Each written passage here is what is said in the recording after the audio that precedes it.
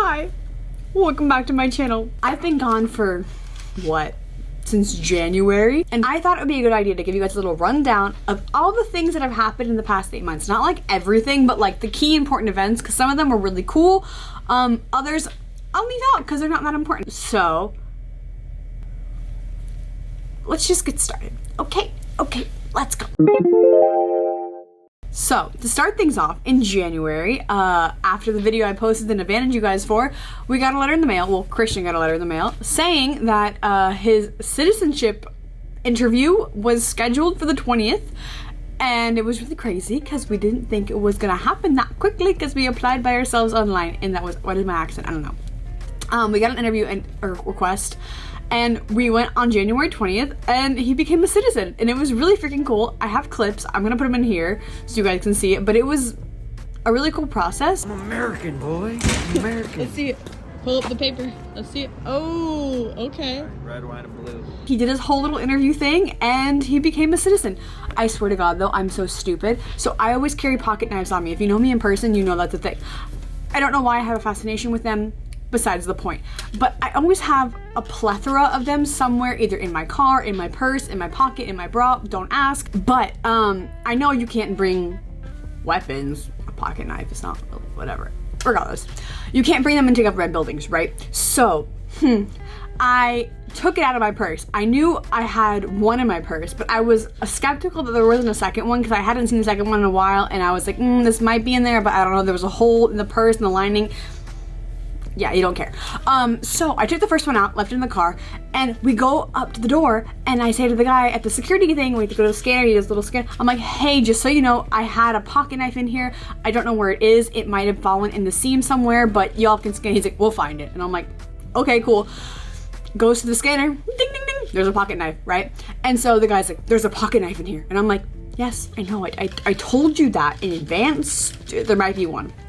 He's searching the whole thing, and I'm like, okay, it's probably in the seam somewhere in the back. And he's like trying to find it, and I'm like, do you want me to like point it to you where you can find it? He's like, don't touch the knife, don't touch the bag. And I was like, okay, sir. Whatever. Anyways, I'm like, I can take the bag outside and leave it in the car if you'd rather. He's like, yeah, do that. So he lets me grab the bag to bring it outside, but he wouldn't let me point to the pocket that it might be. It's fine. So Christian, he was so mad, but it's a funny story now, but he was so mad afterwards. So I put my bag in the car and then came back in, but it was funny. Anyway, he went through the interview, became a citizen. They didn't have him do the Pledge of Allegiance though, which was kind of weird. I thought they would like, I pledge allegiance to the flag, whatever thing. No, it was just like a little oath he reads back, answers some questions. The questions were like, what are the oceans on either side of the United States? So that was that. Anyway, so he became a citizen. That's cool. So fast forward to February, which is our wedding anniversary, we decide to go to Colombia. This is a really big deal because Christian hadn't been back to Colombia since he was 5, since he came to the States to begin with. So it was like monumental moment for him, but they took his green card when he became a citizen, and now he had to get a passport. So we had to go to the passport agency. I don't have a picture. I don't have a video, but I have a picture, so I'll put that up here. I don't know. I think it's cool. So like a week later, we took our flight and went to Colombia, and it was so cool. We stayed in this place called Pueblo Tapao, which is like a really small town outside of Armenia. When I tell you this place was so cool, just take a look at it for yourself, because like, wow.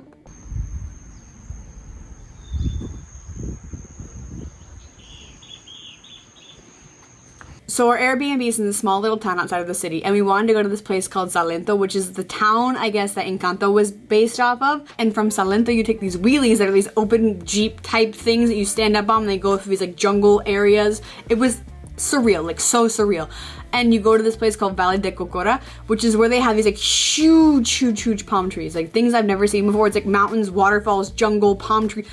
Crazy, highly recommend. Encanto's based on this whole entire area, and it's like chef's kiss, like amazing. I got the best arepa of my life from this little grandma in the middle of Salento. I don't know, but it was surreal, like so surreal. One of the coolest places I've ever been.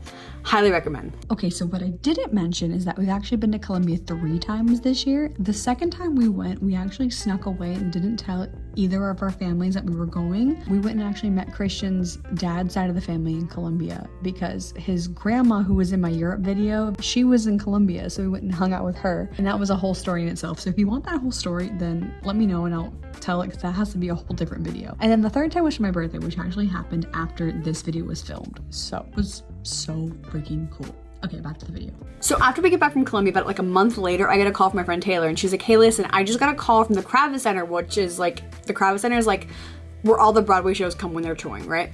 And she's like, and they wanted me to do like hair and makeup stuff for this Broadway show that's coming. And she's like, but I can't do it because I have 2 kids and I don't have a babysitter for this week coming up. It's like tomorrow. And I was like, okay. And she's like, so can you do it? And I was like, okay, what is it? She's like, I don't know.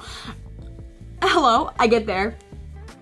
Fill out the paperwork and everything, get there, and they're like, you're doing it for Wicked. You're helping the hair department. And I was like, I'm sorry, Wicked? Like, Wicked, like Elphaba, Glinda, Wicked, Green Witch, and they're like, yeah. So I got to work in the hair department of Wicked, and it was so freaking cool. Like, when you see that kind of thing up close, like something for me, I grew up with all that stuff, I went to art school, so like seeing like a touring Broadway cast doing it, like, are you one of the best experiences, hands down. So we're like halfway through this video and I just realized I haven't told you guys the main reason I haven't been making videos this year, which is insane to me. So, also the reason why I'm in this office looking thing right now, if you couldn't really tell that's what it was, it's because, well, Christian, my uncle, and I started a startup, and it's called ILYYY, and it's a health and wellness company that focuses on anti-aging and peptide therapies. So cool, and we now have an office. We've made it officially a thing. Like, we got a website, we got everything. Christian and my uncle are building this whole entire company from scratch. I'm just doing the marketing side of it. But to me, it's just one of the things that I've been doing it for so long that I forget I haven't told you guys about it yet, which is crazy. But yeah, it's called ILYYY. I'll link it down below if you guys want to check it out. But super, super cool. We've been working on this the whole entire year, basically. We started it like in December, and now it's actually becoming a thing, and we've launched it. All the back end stuff is worked out. So I don't know, if you guys want to see vlogs about like day in the life of like a startup, let me know in the comments, because it's a lot of work, it's a lot of stuff, but it's really cool. And then I saved the best for last because this was something I have been waiting for really like my whole entire life, okay? So growing up, I really didn't know my dad very well. He worked for the government, he traveled a lot, and he lived overseas and stuff, and I didn't really know his side of the family, okay? And then he died when I was very young, so I didn't really get a chance to like get to know that side of my like genetics, okay? That's like the Cliff Notes version. But I have 2 brothers, 2 half brothers, and one older than me, one younger than me. My older brother's name is Seneca. He's turning 50 this year, which is crazy to see like the age gap. My dad was like 17 years older than my mom. So it was like, it's weird, right? And then my younger brother's name is Elias. I think he's like 23, 22, 23, something like that. And I've talked to them like via text. I talked to like Elias a little bit when I was younger on the phone, and then like letters back and forth, but like not so much. We kind of like text over Instagram. And then Seneca I've talked to like a couple times in the past. I talked to like a little bit like here and there, whatever. Anyway, sorry, lot of information. But I messaged my brother randomly like in the beginning of the year. It was so random, and so I messaged him, and he was explaining to me like everything that was going on in his life and stuff, and so we started like talking a lot. And then randomly he messaged me and he was like, hey, so I'm going to Fort Lauderdale to visit some friends tomorrow. Do you want to get dinner? And I was like, hell yeah, I want to get dinner. And so this is like, I have never met this guy before in my life. I was 27 years old, never met this guy before. So it was like weird to know that this is my brother, right? And so the whole time leading up to it, we were texting back and forth, figuring out like random things that were just like our genetics that like made us similar. It was great. So I got to meet him. So cool. So cool. It was like, I don't know, it was one of those surreal things I never thought was gonna happen. I knew it was gonna happen, but like I hadn't thought about it really that much. And it like was just awesome. The sun is going down and I have lost so much light. Now I look dark. Hi, it's me again, editing this video months after I filmed it. What I didn't mention is that after meeting him the first time, he came back like a couple weeks later because he had a trip with his kids to go scuba diving. And he has 2 kids. His oldest, Eden, is like closer to my age. He's a couple years younger than me. And then his youngest, Gavin, is still in high school. So they all came down. Eden brought his girlfriend, Cheyenne. Hey, Cheyenne, if you're watching this, I love you. And we all hung out, and it was really freaking awesome because they're so cool and we're all so similar, and we have so many weird like quirks that are just our genetics that we have in common, and I freaking love it. So yeah, it was just really cool. Now I have to meet my younger brother. He's like in Europe somewhere, so I have to meet him one day. But yeah, okay, back to the video. It's almost over, but still, bye. But I hope you guys enjoyed this video. If you did, let me know down below. If you want to see more video story time, if you want to see more story times like this sort of thing, let me know too, because I have plenty of stories. What am I talking like? What the heck is I'm delusional. I need to go sleep. Okay, love you, bye.